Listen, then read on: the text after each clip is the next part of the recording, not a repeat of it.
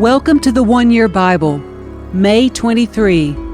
The Old Testament reading, 2 Samuel chapter 2, verse 12, through chapter 3, verse 39. One day Abner led Ishbosheth's troops from Mahanaim to Gibeon. About the same time, Joab, son of Zeruiah, led David's troops out and met them at the pool of Gibeon. The two groups sat down there, facing each other from opposite sides of the pool. Then Abner suggested to Joab, "Let's have a few of our warriors fight, hand to hand, here in front of us." "All right," Joab agreed. So 12 men were chosen to fight from each side. 12 men of Benjamin, representing Ishbosheth, son of Saul, and 12 representing David. Each one grabbed his opponent by the hair and thrust his sword into the other's side so that all of them died. So this place at Gibeon has been known ever since as the Field of Swords. A fierce battle followed that day, and Abner and the men of Israel were defeated by the forces of David. Joab, Abishai, and Asahel, the three sons of Zeruiah, were among David's forces that day. Asahel could run like a gazelle, and he began chasing Abner. He pursued him relentlessly, not stopping for anything. When Abner looked back and saw him coming, he called out, "Is that you, Asahel?" "Yes, it is," he replied. "Go fight someone else," Abner warned. "Take on one of the younger men and strip him of his weapons." But Asahel kept right on chasing Abner. Again, Abner shouted to him, "Get away from here! I don't want to kill you! How could I ever face your brother Joab again?" But Asahel refused to turn back, so Abner thrust the butt end of his spear through Asahel's stomach, and the spear came out through his back. He stumbled to the ground and died there. And everyone who came by that spot stopped and stood still when they saw Asahel lying there. When Joab and Abishai found out what had happened, they set out after Abner. The sun was just going down as they arrived at the hill of Ammah, near Giah, along the road to the wilderness of Gibeon. Abner's troops from the tribe of Benjamin regrouped there at the top of the hill to take a stand. Abner shouted down to Joab, "Must we always be killing each other? Don't you realize that bitterness is the only result? When will you call off your men from chasing their Israelite brothers?" Then Joab said, "God only knows what would have happened if you hadn't spoken, for we would have chased you all night if necessary." So Joab blew the ram's horn, and his men stopped chasing the troops of Israel. All that night Abner and his men retreated through the Jordan Valley. They crossed the Jordan River, traveling all through the morning, and didn't stop until they arrived at Mahanaim. Meanwhile, Joab and his men also returned home. When Joab counted his casualties, he discovered that only 19 men were missing in addition to Asahel. But 360 of Abner's men had been killed, all from the tribe of Benjamin. Joab and his men took Asahel's body to Bethlehem and buried him there in his father's tomb. Then they traveled all night and reached Hebron at daybreak. That was the beginning of a long war between those who were loyal to Saul and those loyal to David. As time passed, David became stronger and stronger, while Saul's dynasty became weaker and weaker. These are the sons who were born to David in Hebron. The oldest was Amnon, whose mother was Ahinoam from Jezreel. The second was Daniel, whose mother was Abigail, the widow of Nabal from Carmel. The third was Absalom, whose mother was Maachah, the daughter of Talmai, king of Geshur. The fourth was Adonijah, whose mother was Haggith. The fifth was Shephatiah, whose mother was Abital. The sixth was Ithream, whose mother was Eglah, David's wife. These sons were all born to David in Hebron. As the war between the house of Saul and the house of David went on, Abner became a powerful leader among those loyal to Saul. One day Ishbosheth, Saul's son, accused Abner of sleeping with one of his father's concubines, a woman named Rizpah, daughter of Aiah. Abner was furious. "Am I some Judean dog to be kicked around like this?" he shouted. "After all I have done for your father Saul and his family and friends, by not handing you over to David, is this my reward, that you find fault with me about this woman? May God strike me and even kill me if I don't do everything I can to help David get what the Lord has promised him. I'm going to take Saul's kingdom and give it to David. I will establish the throne of David over Israel as well as Judah, all the way from Dan in the north to Beersheba in the south." Ishbosheth didn't dare say another word because he was afraid of what Abner might do. Then Abner sent messengers to David, saying, "Doesn't the entire land belong to you?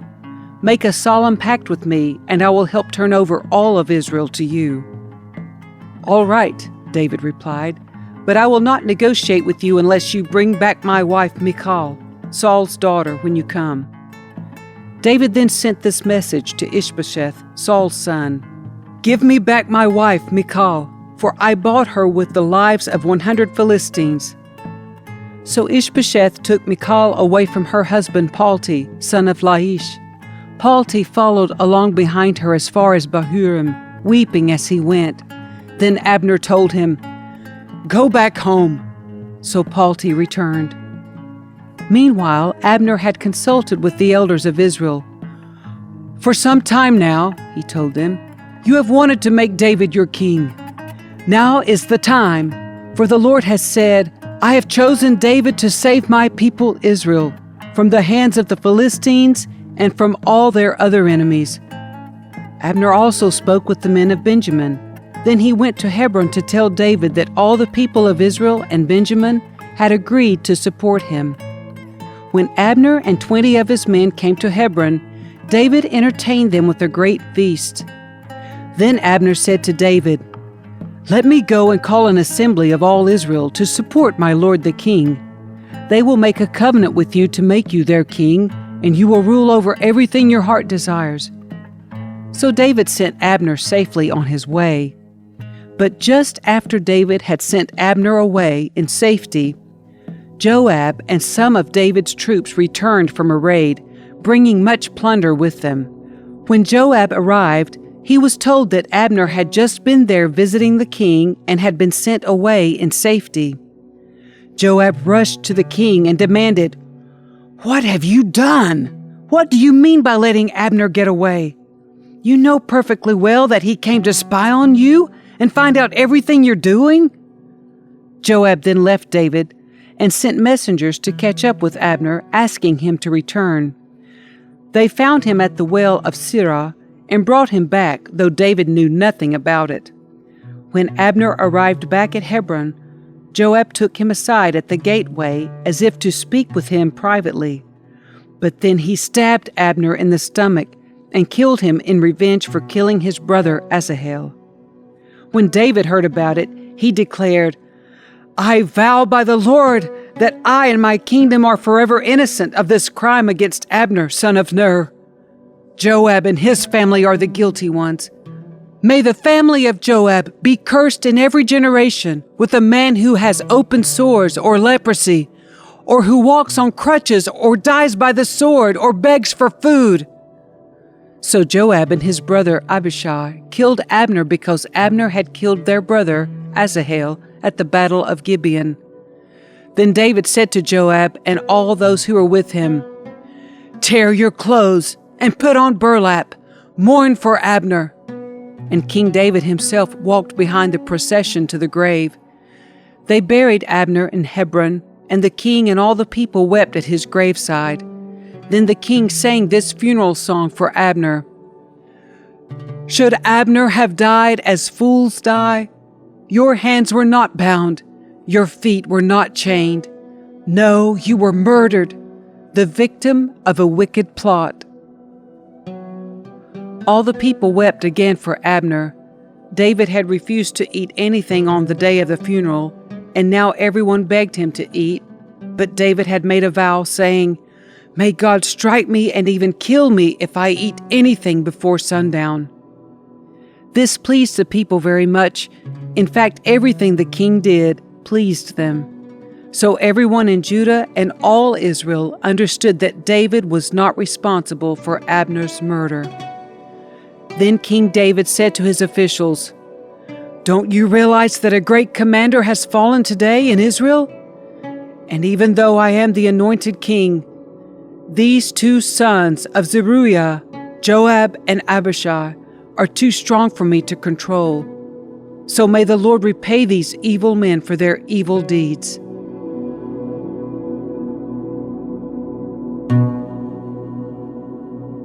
The New Testament reading, John chapter 13, verses 1 through 30.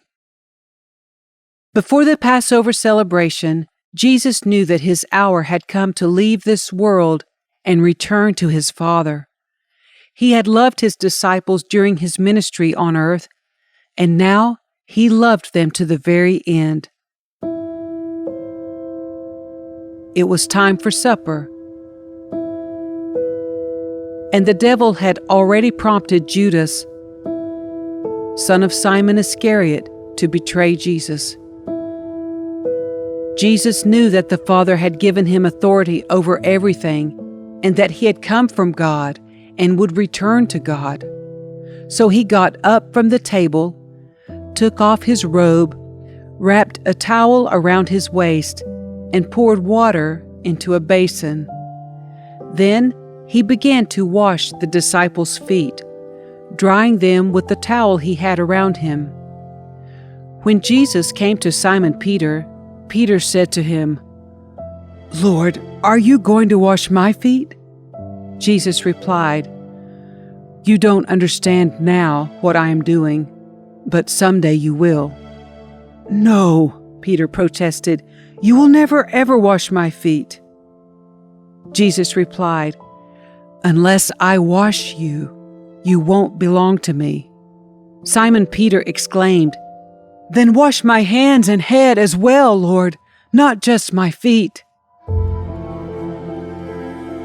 Jesus replied, "A person who has bathed all over does not need to wash, except for the feet, to be entirely clean. And you disciples are clean, but not all of you." For Jesus knew who would betray him. That is what he meant when he said, "Not all of you are clean." After washing their feet, he put on his robe again and sat down and asked, "Do you understand what I was doing? You call me teacher and Lord, and you are right, because that's what I am. And since I, your Lord and teacher, have washed your feet, you ought to wash each other's feet. I have given you an example to follow.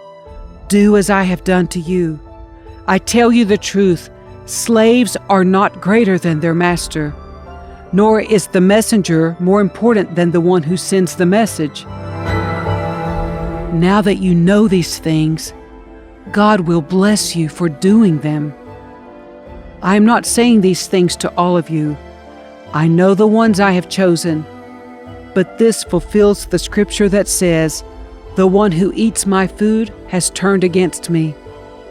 I tell you this beforehand, so that when it happens you will believe that I am the Messiah. I tell you the truth, anyone who welcomes my messenger is welcoming me, and anyone who welcomes me is welcoming the Father who sent me." Now Jesus was deeply troubled, and he exclaimed, "I tell you the truth, one of you will betray me." The disciples looked at each other, wondering whom he could mean. The disciple Jesus loved was sitting next to Jesus at the table. Simon Peter motioned to him to ask, "Who's he talking about?" So that disciple leaned over to Jesus and asked, "Lord, who is it?" Jesus responded, "It is the one to whom I give the bread I dip in the bowl." And when he had dipped it, he gave it to Judas, son of Simon Iscariot. When Judas had eaten the bread, Satan entered into him. Then Jesus told him, "Hurry and do what you're going to do." None of the others at the table knew what Jesus meant. Since Judas was their treasurer, some thought Jesus was telling him to go and pay for the food, or to give some money to the poor. So Judas left at once, going out into the night.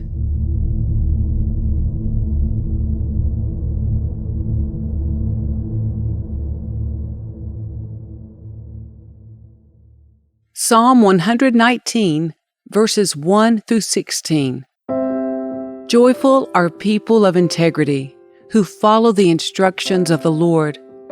Joyful are those who obey His laws and search for Him with all their hearts. They do not compromise with evil, and they walk only in His paths. You have charged us to keep your commandments carefully. Oh, that my actions would consistently reflect your decrees. Then I will not be ashamed when I compare my life with your commands. As I learn your righteous regulations, I will thank you by living as I should. I will obey your decrees. Please don't give up on me. How can a young person stay pure? By obeying your word. I have tried hard to find you. Don't let me wander from your commands. I have hidden your word in my heart, that I might not sin against you. I praise you, O Lord. Teach me your decrees. I have recited aloud all the regulations you have given us. I have rejoiced in your laws as much as in riches. I will study your commandments and reflect on your ways. I will delight in your decrees and not forget your word.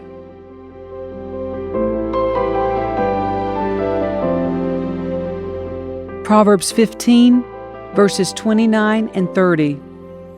The Lord is far from the wicked, but He hears the prayers of the righteous. A cheerful look brings joy to the heart. Good news makes for good health.